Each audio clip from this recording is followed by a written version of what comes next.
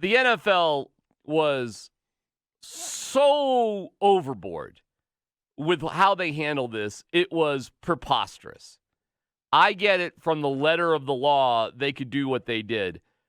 But this was ridiculous. Clearly, this game should have been moved back for competitive reasons, for safety reasons, for any reason you can imagine. Or the punishment should have been no positive test for consecutive days, allowing the Broncos to have a quarterback available for Sunday. There's a lot of people that screwed up here. Also, the NFL, from what I can tell, lied to Lindsey Jones of The Athletic, telling her the Broncos had not put in the proper paperwork in order to get approval to the room. I found out that was just flat out wrong. The Broncos had done that. Yeah, they've got the emails to prove it. They do. They have. There's a lot of things the Broncos on a certain side of the building have actually done right. They did the right way. There are certain elements of handling the COVID situation and protocols they've handled not only well, but extremely well over the course of the year.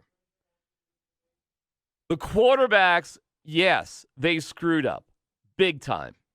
Drew Lock learned and I hope it's not a fatal lesson, but one of the deeper lessons of his entire life about accepting responsibility and accountability and what it really means to be the face of a $3.6 billion organization. Harsh. Really harsh. There are older guys in the room, though, too. You know, there are the guys like Jeff Driscoll and Blake Bortles who have been around the block a little bit longer than Drew Lock. Well, and listen, he had to serve a very harsh punishment. He didn't get to play in the game, and his team was humiliated, and it was the talk of the town, and he is the one that is absorbing the brunt of the criticism that is going on right now. Listen, I put Drew Lock in the same category as Vic Fangio. If Drew Lock is not going to be the quarterback next year, it's going to be because of football reasons. And it's not this. And this, to me, is certainly not an indicator that the guy's a bad leader, that the guy doesn't care, that he doesn't have enough respect for the team, any of that. He made a mistake. And we as I don't know any human beings that don't. I don't know any athletes that don't make mistakes. It happens. It was a mistake. He had to serve a very harsh penalty for it. He served it. And at the end of the day, if he's not going to be our quarterback next year, it has nothing to do with this. It's going to be because he hasn't been a good football player. How do you not? Okay, so that's the quarterbacks. Sure. All right, that's the quarterbacks. But I mean, that's the exact same analogy I've got from Vic Fangio. So Vic Fangio. I think it's so different. Okay, well, that's fine. I mean, yeah. I mean, what's different about it? Tell me. Vic's older. He's more experienced. And this throwing the quarterbacks under the bus without even saying we could have done more and being specific about it and then not acting on it and saying it today, to me, is over the moon.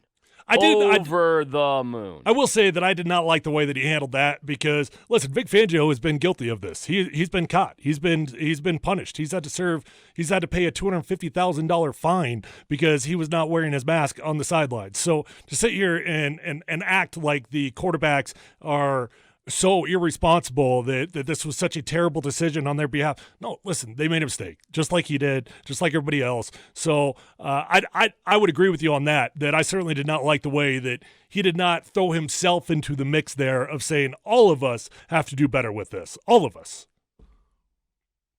I was flabbergasted today. I couldn't believe it. I could not believe it. And they're bringing in Kyle Shermer to try out. I don't know. I mean, to me, I look at that and I'm like, wow. I wonder if they're just going to. Well, what if Kyle Shermer is to be that quarterback that is in quarantine? Okay, then he's going to have to be on the practice squad. So? Oh, okay.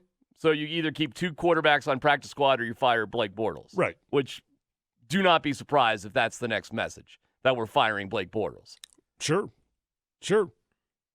Of course that makes sense to put a quarter. I don't care if it's Kyle Shermer. I mean, we talked about that months and months ago, and I was not even kidding when I said I brought up Kyle Shermer specifically, and I said we should hire him. We should have him live in Dad's basement, and he should not come to work. I mean, we literally had that exact same conversation about Kyle Shermer months and months ago. We did. So, I mean, if that's the plan now, I'm certainly not going to call him out for the same plan that we thought was a good idea months ago. We also had conversations months ago and recently that they should isolate a quarterback. Yeah. I mean, Arnie Stapleton asked about it on September 3rd, and I get it. At the time, you didn't have somebody to really put in that position. Well, as soon as Blake Bortles got here, we said, oh, well, that you should do this. We said it recently. This team. Why do you think this team? Why do you think there's only one team in the NFL that is doing that? There should be 32 of them doing it tomorrow. And the NFL is. I'm just repulsed by kind of all of it, to be honest with you, Tyler. I can tell. I'm repulsed by all of it. And it's time for a change. It's time for the team to be sold. Oh, by the way, other news today. The court case is going to start July 12th. They have figured out how to push this court case back 10 months. And by the way, just to be clear about something, the trustees do not have to wait for this trial to be done, nor do they have to have all the kids sign off if they want to sell the team. They do not.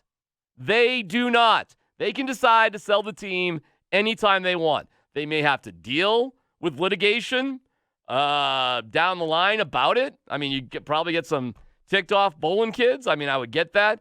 But they can sell it tomorrow, Tyler, if they choose to. They're choosing not to. Who out there in Broncos country or that is listening, who out there really thinks there's something better about to come? And by the way, who out there thinks that this situation, what happened yesterday, is not as bad as what happened with Josh McDaniels and the illegal taping stuff in England? Oh, me. Put me in that category. You don't think this is as bad what happened yesterday? No. Oh. Not from a personal responsibility standpoint, no.